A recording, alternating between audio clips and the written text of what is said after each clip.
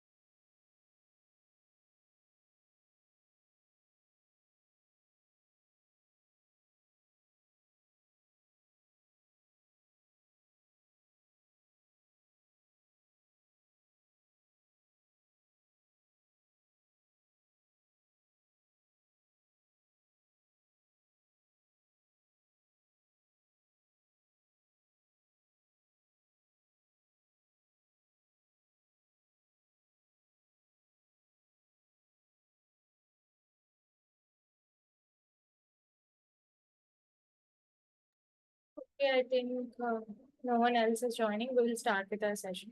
So today we'll discuss related to means like driver. Now transaction class we have discussed yesterday. So we will discuss about the driver class and the sequence class, and we'll also discuss some theory concepts on the sequence, like how it is different from the Verilog, and how we are trying to provide the stimulus in the Verilog and system Verilog, and how we are trying to provide in the UVM. What are the more advantages of it? And why is it like the other components are there for the entire simulation, but sequence are inside the sequence? Can we create one more sequence, or how is it exactly works? So all those things we will discuss, and so that by tomorrow you guys complete, like however it's a weekend, so I think you can spend some time and complete whatever concepts we have covered so far, all those things. And along with that, the driver sequence, and if you do with the sequence driver and the transaction class, you will be able to see your transactions at the interface level. So at the waveform, you can observe whatever you are doing is is getting reflected in the waveform or not by observing the interface signals, right? Because the driver has to send to the DUT through the interface. So in the interface, you can observe the whichever transaction you are sending. If there is any issue, we will resolve in the code. We can do a debugging session tomorrow. Okay. So once you are done with the transaction sequence and driver, then we can go to the additional components like monitor, then the scoreboard, all that. So the once at the driver side through the interface things are going proper, then the monitor is just trying to sample the outputs which is giving by the DUT, right? So those things we will observe. So at least we should be able to do without any errors till transaction sequence and driver. Okay. So now let us start with the coding. Yesterday, where we have already started the driver part, I guess, but still, let me start it from the beginning itself. So we have already seen the transaction class. So in the transaction class, we know that all the attributes, whatever attributes are there related to the APP protocol in the design specification, those all inputs we have taken, and whichever input stimulus, whatever we are providing, which we wanted to have the randomized Sorry, output, it's are you sharing the screen? so let me say like, is it not? Okay, let me reshare it.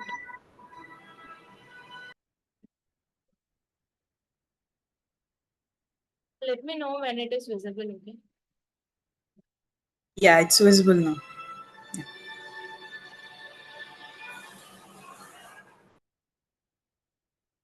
Is it visible to you guys? Yes, yes. Hello. Yeah, it's visible now. I am unable to hear you. It's visible now. Okay, okay, fine. Yeah, thanks for saying. Okay. So in our transaction class, we have what we do is exactly whatever the APB specification protocol is there. Inside that, whatever attributes, whatever design attributes, whatever we have, those things we will be taking as a inputs. We will be randomizing. Outputs we will not randomize, because we cannot. If we send a random stimulus, we drive it through the interface to the DUT. Based on the DUT design, whatever design algorithms are there, all those things it will analyze and it will provide us an output, right? So if we randomize the output, the value of the output also get overridden, right? So that's why we should not randomize the output, only the input stimulus we are randomizing. Okay. And this is all about the transaction class. It's all about us based on what kind of test cases or whatever things we have. So this is the randomization. So everyone know what is a constraint, right? Is anyone don't know what is a constraint? If you guys know what is a constraint. Anyone quickly, we don't have time.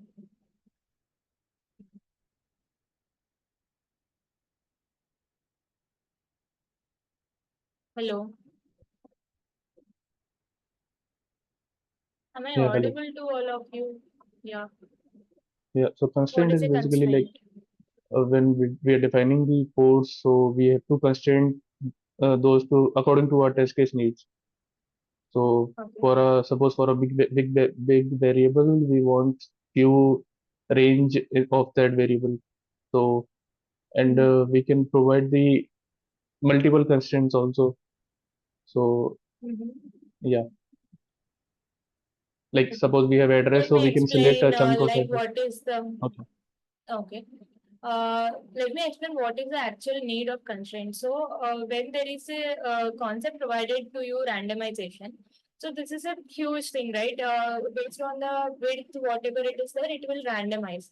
But if you want to take the control of the randomization in the specific way you want, based on your requirement, based on your desired way how the randomization has to work, that thing you will do through the constraint. Means you are saying that I want this randomization, but I need this randomization to be done in this fashion. I just as Ankit mentioned, like for example, you want to access only the particular chunk of address locations. That is his requirement. He wants to do that. So when the randomization is provided, like now this address is randomized. So now that is huge, right? It will randomize it in its own way.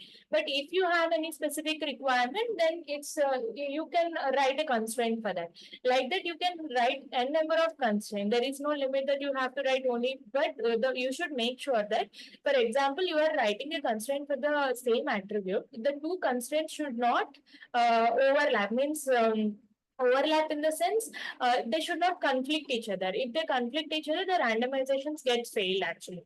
For example, I have told that the P address should be greater than 0, and somewhere else I have also written that P address should be less than 0. So how will it work? It will not work, right? So we should not make the constraints conflict. There shouldn't be any conflict between the multiple constraints we are using. Having said that, you can have the multiple constraints, but they should not conflict. So this you have to keep it in mind. Even though you write the randomization fails, and when the randomization fails, the randomization of the data won't occur. Then again, you have to modify your constraints accordingly and try to create an independency between the different constraints. There shouldn't be any dependencies. It can be dependencies, but there shouldn't be any conflict basically, like that.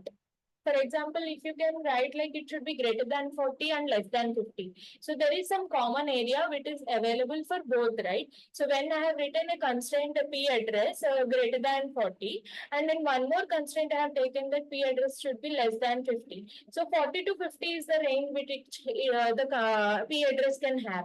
If it is not finding at least one value like that, then what will it constrain? Even it has some confusion, right? So that's why you should make sure that there should be no conflict within the constraint. And one more thing is what you can do is you can have something called soft. When you write soft constraint, it means that you can override this particular constraint in the particular any of the desired test cases. You can just override it. Here you have written something like address should be greater than 40. If you want to entirely override that in your particular test case, address should be less than 50, you can do it.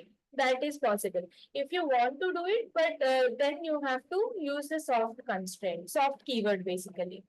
When you use the soft keyword, you will be able to override. For example, what I will do is in my one of the global CFG signal or this file or any one of the common file, what I will do is I will write all the constraints where I will use the default value. Means, for example, if I am not providing anything through the test case, means, for example, let us assume that we are working with the I2C IP itself. Inside the I2C IP, we have different bus speeds, right? Standard speed, fast plus speed, and like that. So I will in the basic file, what I will do in the configuration file, I will just give the constraint bus speed, and this is the constraint keyword, and this is the constraint name actually. So I suggest every one of you, when you are giving some constraint name, it should be something related to what you are doing inside the constraint, because that is good practice. Like we have also mentioned in our curriculum, right? We will discuss some good practice of coding. So whenever I get the chance, I'm letting you know, like the indentations makes a lot of key role, and whatever I mean the comments, writing the comments also, and writing, giving a meaningful names to any of the class or any of the constraint. That these all will help you, because as soon as you see that, you will remember that it is related to this before even seeing the logic.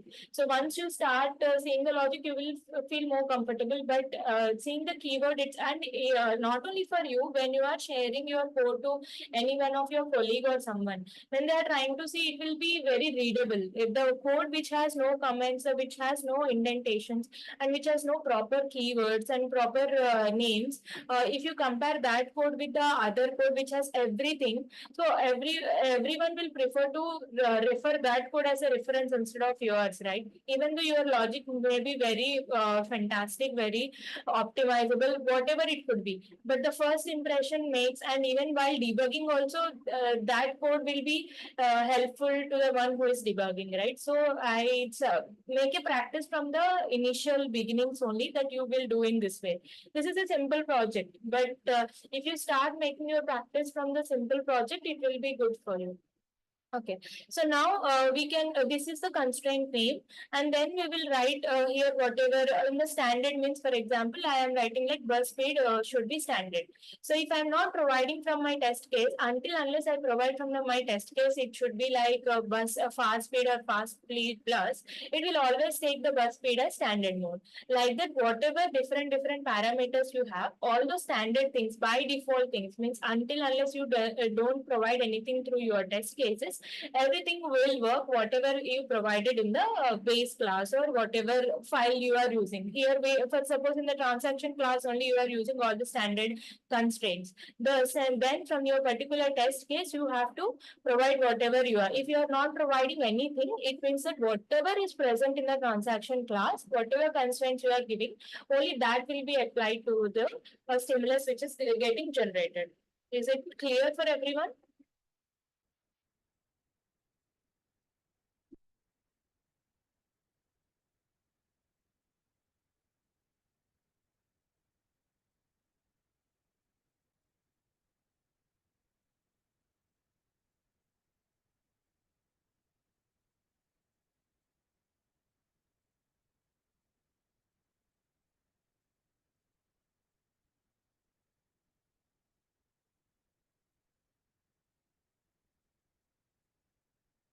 Okay, Devika.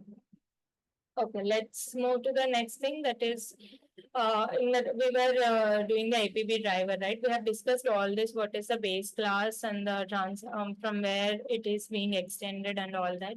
And then now it's about the, first we are calling the reset driver task, where we are doing the reset of all the inputs signals, right? And then once that is done, this is our, as we have already discussed, right? What is the driver sequence and handshake? Can anyone tell me what is the driver sequence handshake before we go forward to the driver code?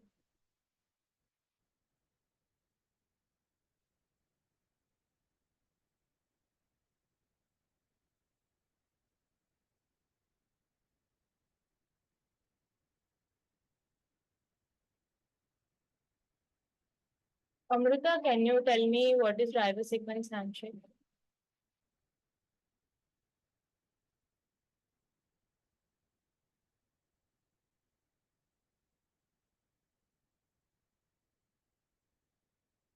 Hello.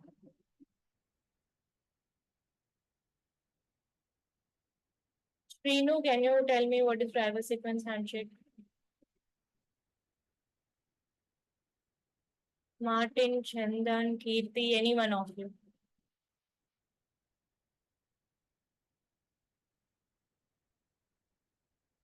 Ankit, two Ankits, any one of you? Yeah.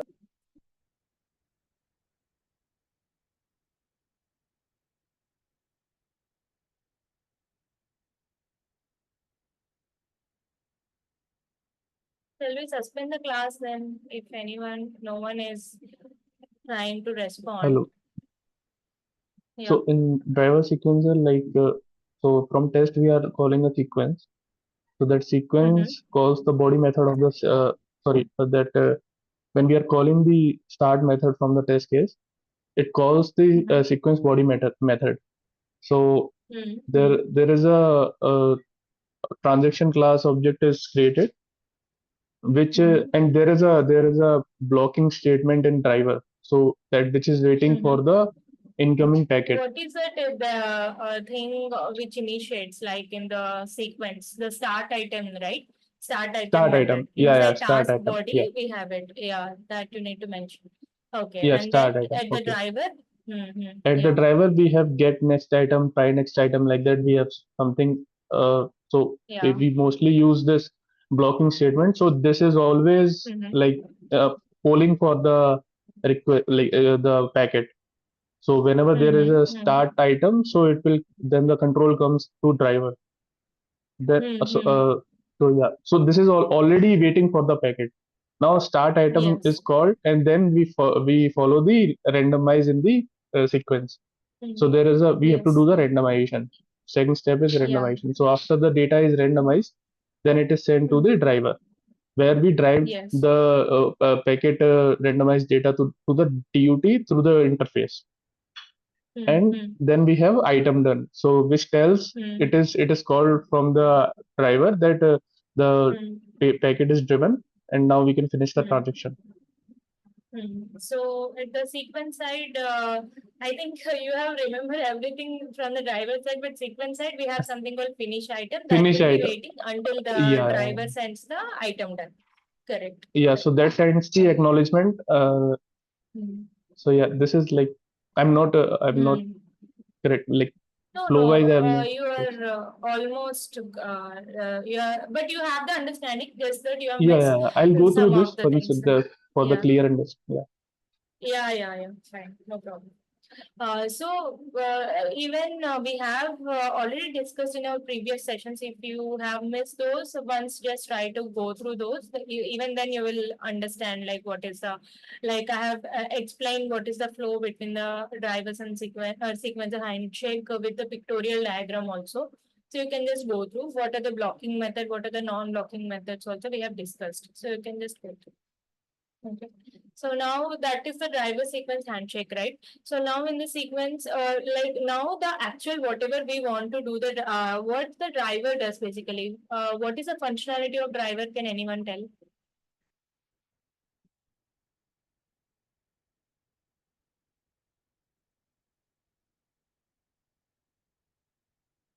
Kirti, you were active, right? Even you are not saying anything.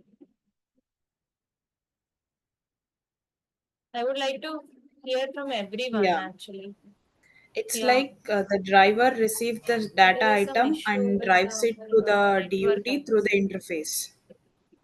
I'm sorry, Kirti, you were not audible from the beginning. Means at the last only I could hear. Can you just repeat it? Yeah, it's like the driver receives the data item and drives Mm-hmm. it to the DUT through the interface. Mm-hmm. Okay, basically this is converting into the pin level activity, right? Yeah, Pin the level transaction transaction. items will be converted to the pin level Pin items. level, yeah. So the And pin level and items those are gets. sent to the DUT through the interface. Correct.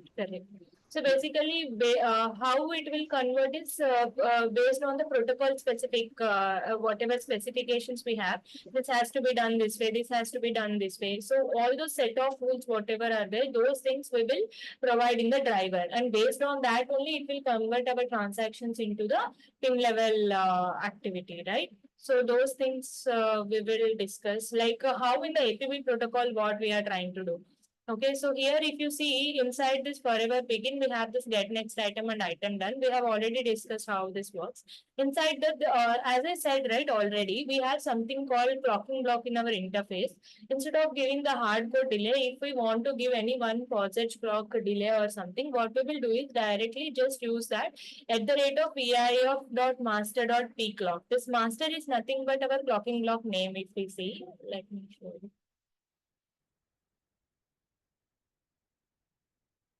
We have our APB interface here, right?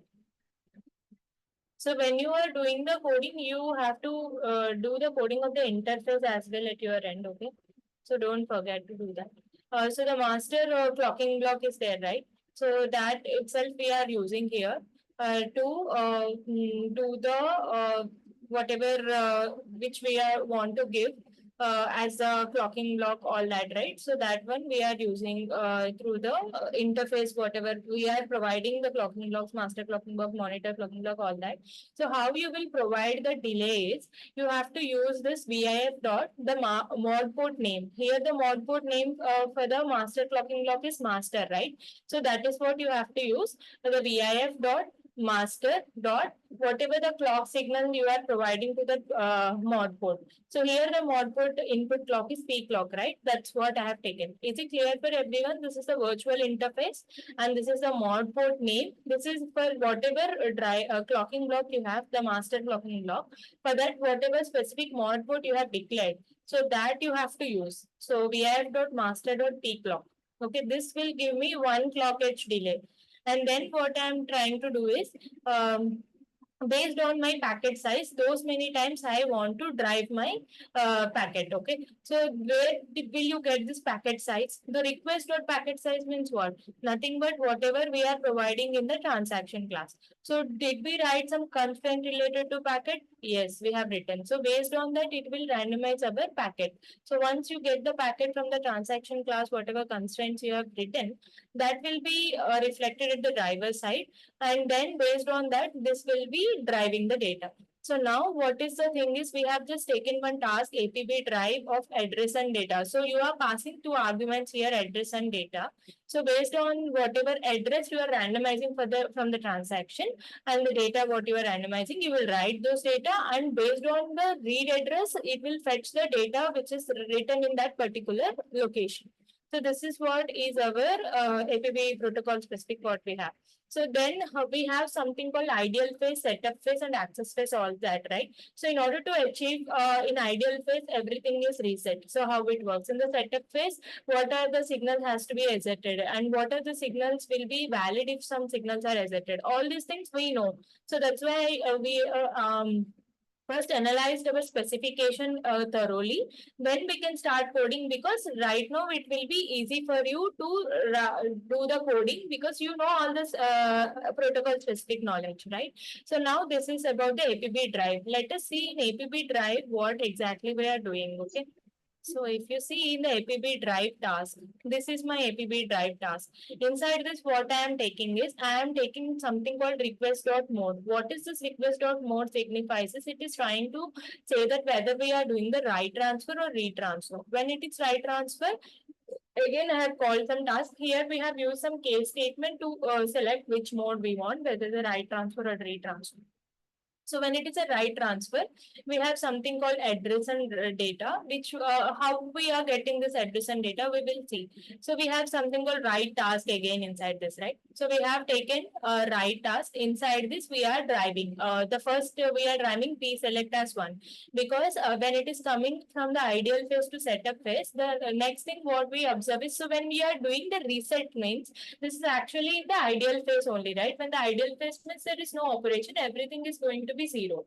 So once from the ideal state, the next state is setup state only, right? So in order to get that, first we are trying to understand whether we want to do the write transfer or read transfer. Based on that, we will go to the write. If it is right, we will try to run this task, right? In this task, we are providing initially the P select as one. It's always one more thing for the coding practices, that is like provide a UVM info whenever you are doing some driving part, where exactly you have started. So while debugging, right, sometimes you will not get any data at the interface. Then how will you know so how far it has come without any issues, without any errors? You will not know, right? So by writing the infos like this, you can get from the log some information like, okay, till here things are fine, till here things are fine. Like that, you can get some information using this infos. So this might seem you like a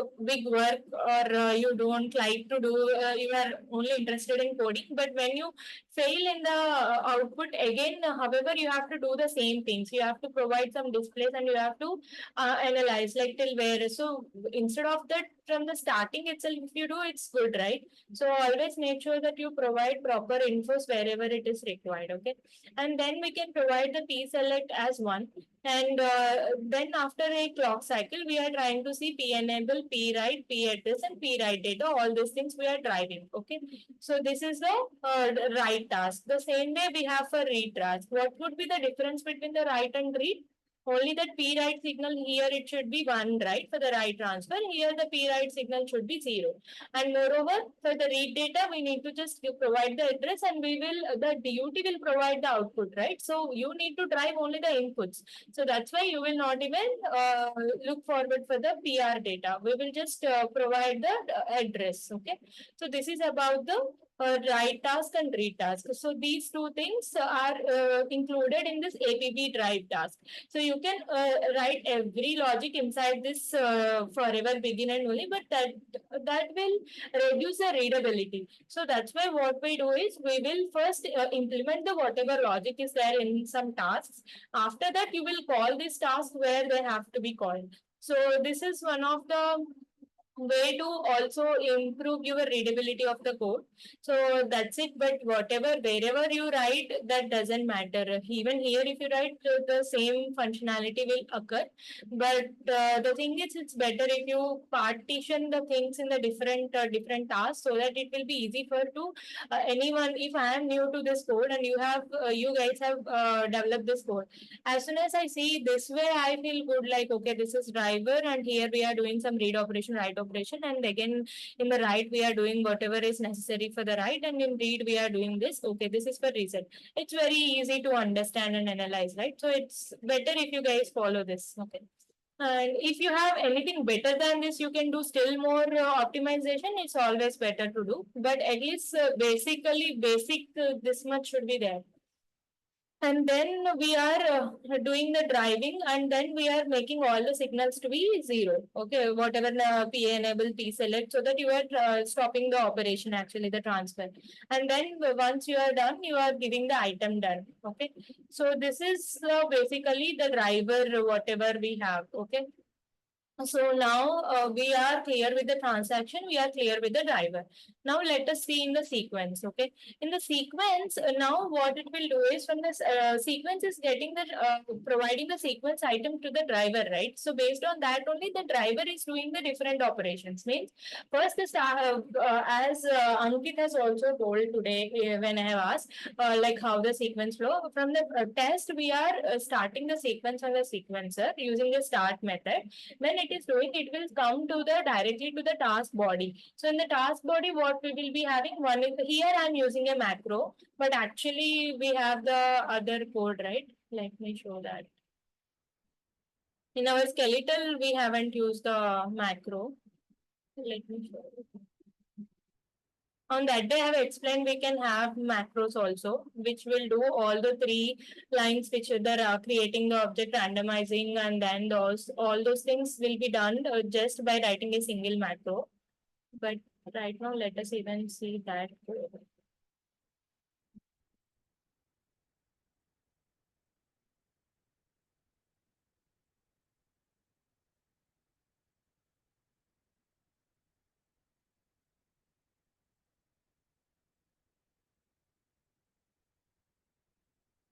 So this is my skeletal code, where in the sequence, what we have, this is a code which I have showed. Okay, fine. We'll be having.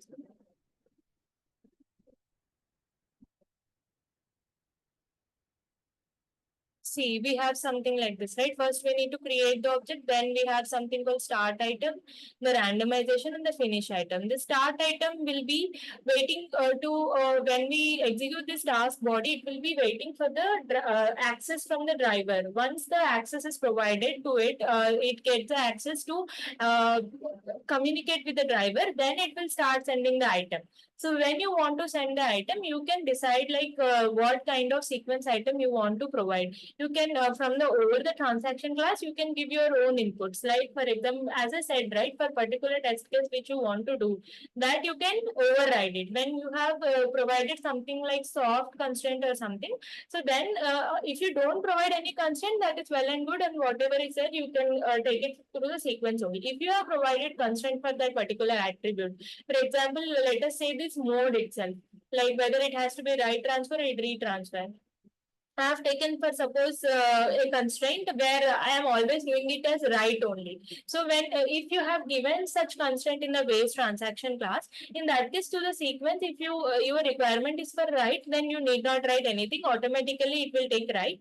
If you want to give read, then you can declare in the transaction class as a soft, so that you can write it as read when you require it as read. So all these experiments you guys do it from your end, so that it will be good to understand how the constraints and how soft constraint all things work.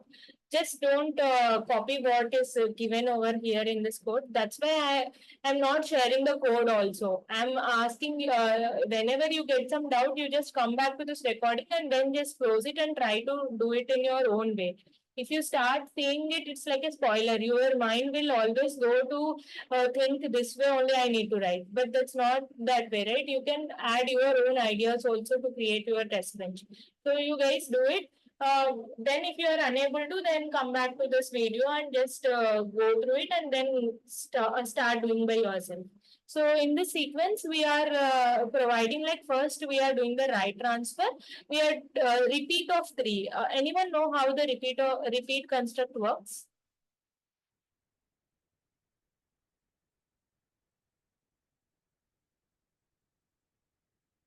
Okay. Repeat construct means within the repeat, if we have multiple statements, we need to provide the begin end. So whatever statements are enclosed between this repeat block, whatever value in the argument you pass, how many number of times it has to repeat, you can give it. Like when you write repeat of 3, it means whatever is enclosed between this begin end, that statement will execute so many number of times. For example, if it is 3, it means that 3 times it will execute. It means that the right transfer will happen 3 times. In the same way, I am doing the retransfer as 3 times. So now first 3 right transfer will happen and then retransfers will happen. So this is what we are doing from the sequence. So now you guys are clear with the transaction class and you also understand how constraints work, everything, so that you can do some experiments. So now driver also you got to understand like what exactly we do in the driver and how I have explained each and every line of the code in the driver sequence in the transaction. So it's your time to start coding and complete the transaction sequence and driver part and try to observe the transaction at the interface. Means in the waveform, you should be able to see whatever transaction you are providing. If you see, you have to see the signals at the interface level. When you, for example, let me run and show you. Or just run the code. What you will observe is when it will open the wave window, it will ask you to get signals. When you get signals, there you will find at the top level, slave level, means at the design level or the interface level, all the details it will ask. Select something related to the interface level and pick the signals from the interface level, whichever signals are related, where you want to understand, like P write, P address, write data. All those things you fetch, you append those signals and add to your wave window and try to see whether all the attributes the way you have given are being reflected in the code or not first. Then only you have to start your analysis. Like you have given something like right transfer. First, right transfer is happening or not. You have given something P select as high. So whatever in driver you are writing in the code should be reflecting the same in the waveform. This is how anyone have to analyze and they have to start understanding the code or the waveform. How do we correlate to your code and the waveform is like, so okay, we have given 1 clock cycle. After 1 clock cycle, we are driving the packet. Then it means that the write is setting after 1 clock cycle or not. So everything you need to correlate. Whatever you are writing in the code should be reflecting in the waveform. So first you map all those things, and once you are clear with all those, then you can start debugging what is the other issue from the design you are getting. Now this design is verified design, so mostly you will not get any bugs, but usually I'm telling even in the industry or there, first we should make sure that whatever we have written is getting reflected in the waveform or not. Once it is done, then we have to think about the all other aspects, right? So this is all about the driver sequence and the transaction class coding. And now we will discuss something related to the sequences. I've taken like how in can anyone tell me in Verilog how we would give the stimulus to the test bench?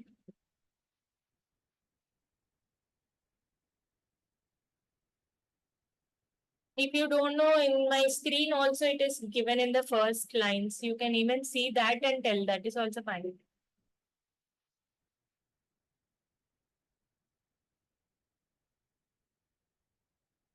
What is the advantage in the system Verilog which we are getting also other than your Verilog stimulus which you are provided? Any one of you, please quickly tell me. Ma'am, Verilog, like that is a directly we are giving the stimulus, but in system Correct. Verilog we are using different classes through which there is a sequence flow of the data which can be constrained and randomized. In Correct. in This is Verilog the also we main can point actually. Very, yeah, Yeah. Verilog also we can randomize, but here we can give constraints also in a better way. So Yeah. Yeah, there is no control over there over the randomization for us, but here we have the enhanced features where we can constrain your randomization in your desired way. All that is available here. Yeah. And anyone else want to add any other point?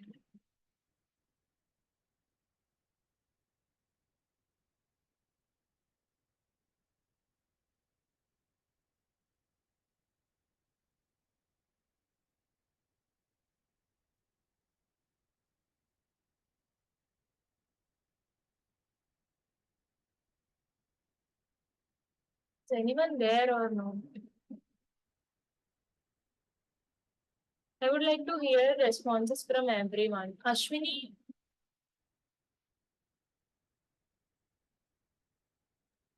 Yes. yeah.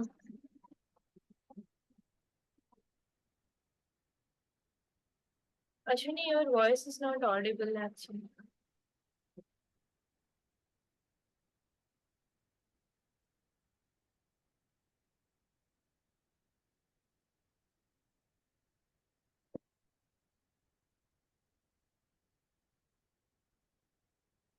Kirti, How would you it's like to audible? add anything? Yeah, now it is audible. Yeah, tell me. Actually, from 1 week, my internet is not working properly, so it's disconnecting and connecting it. Okay, at least are you following the recorded sessions at your end? Yeah, I'm seeing the recorded section and I'm working on it. Okay, that's great. Fine. No worries. If you are getting the content and you are trying to exercise it your end, no issues. Yeah. But if you For have that any reason, errors, we can. Okay, yeah, got it. That reason you are not being active in the session. Fine. yes. Okay, now can you tell me like what are the sequences which we have in the Verilog over that what we have in the UVM? How is it different and what is the extra advantage we are getting in the UVM sequences?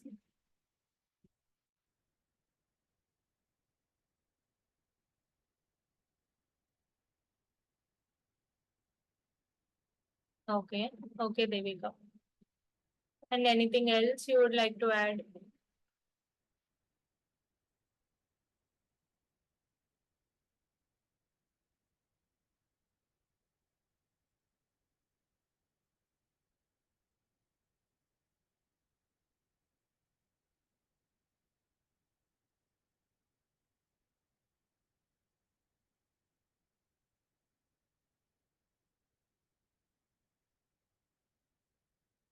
Okay.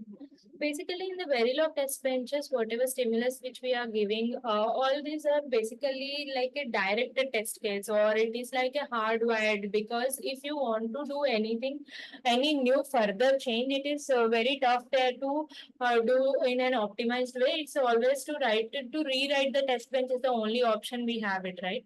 But with respect to UVM, it's not so. We can have constrained stimulus also here, and we can override stimulus in your particular test case also. So there are different things which can be done in the using the system Verilog stimulus, right? Which is not available in the Verilog. And one more thing, as we have already discussed, we have the randomization available in the even in the Verilog, but you don't have the constraint mechanism where you can convert you can get the control of the randomization in your desired way. That is not possible. So these are the different things, different advantages we have using over the.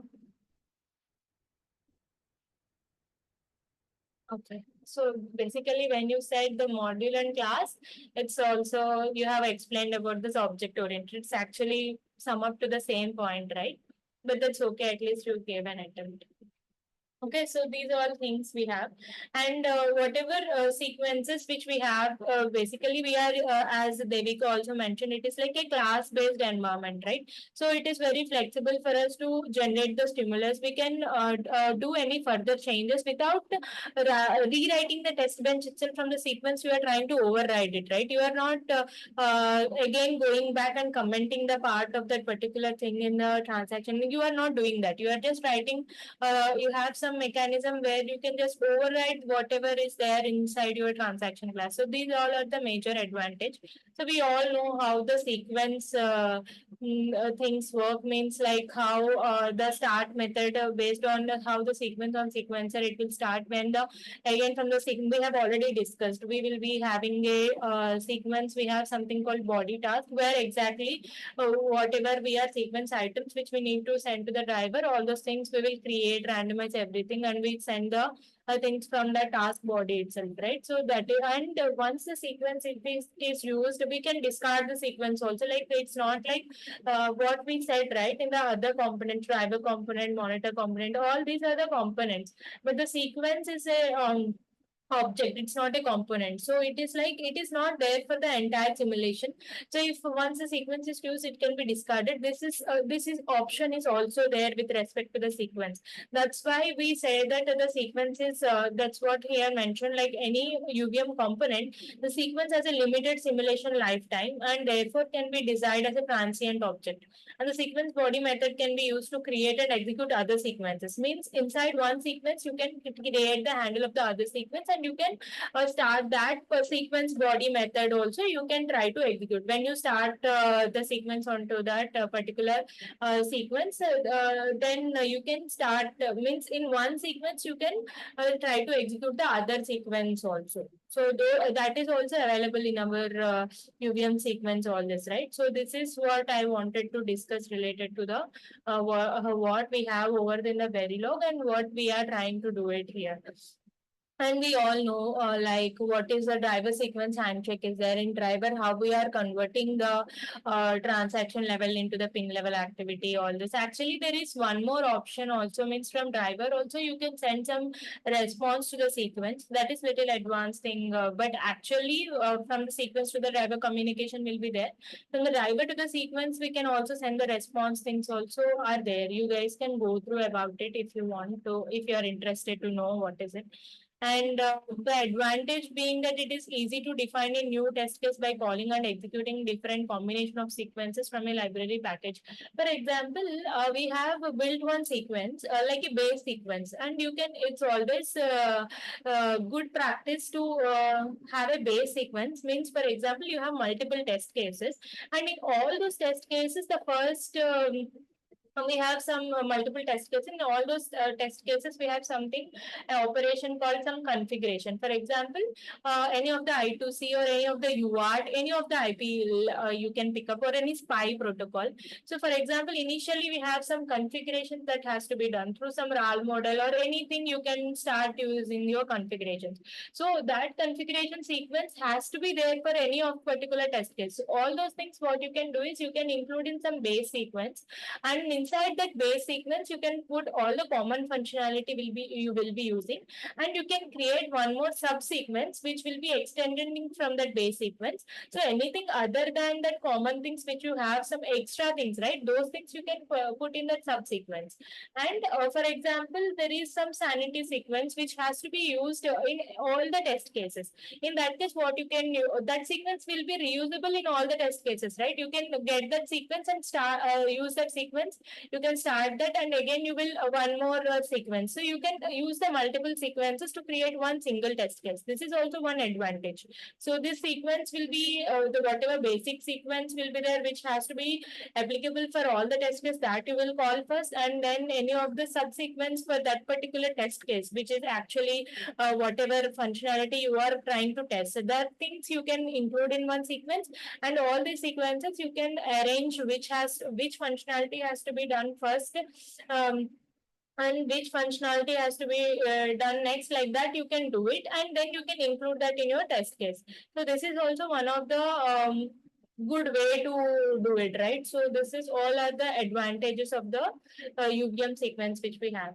And one more thing which we have to understand is, let me show you this. Jeez.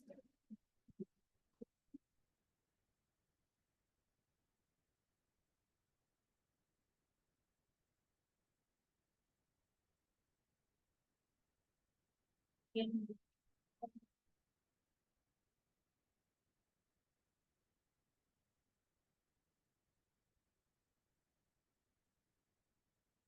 Meanwhile, anyone have any queries, you can ask me. Okay, so now we got whatever sequence driver, we say that some other whatever this mechanism what is there, the driver sequence handshake, all these things are there, right? That will happen by itself, but this is something which we need to do in the connect phase. This driver sequence item port dot connect of sequencer or sequence item export. So this is the connection which we need to do in the connect phase of the agent or wherever you are a particular sequence driver. Usually our sequence driver monitor will be there in particular agent itself, right? So that you have to do it. This is a default connection, like this port export only we need to do it. So just remember this. So like I think while the explanation, I have skipped this saying that we will discuss once we get the knowledge of the driver sequence handshake, all that, right? So now I just remember that we missed it. So I'm just telling you guys. So just have a look of all this and try to work on the sequence driver transaction class, and we will meet in our next session. If you don't have any queries, if you have any queries, we can discuss about this.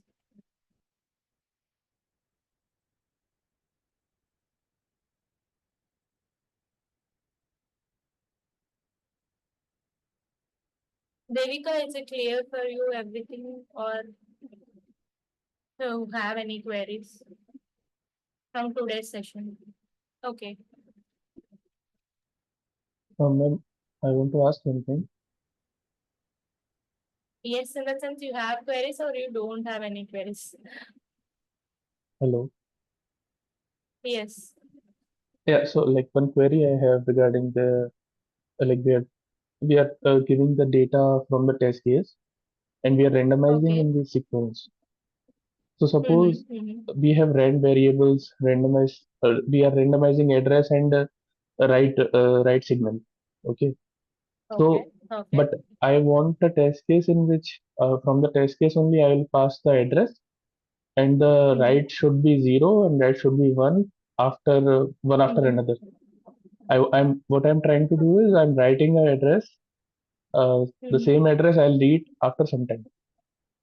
So this I have to pass from my Whatever test. customization you want to do all this, right? You can do it in your sequence itself. Means you can call that sequence in your particular test. That's it. Yeah, but And so yeah. Mm.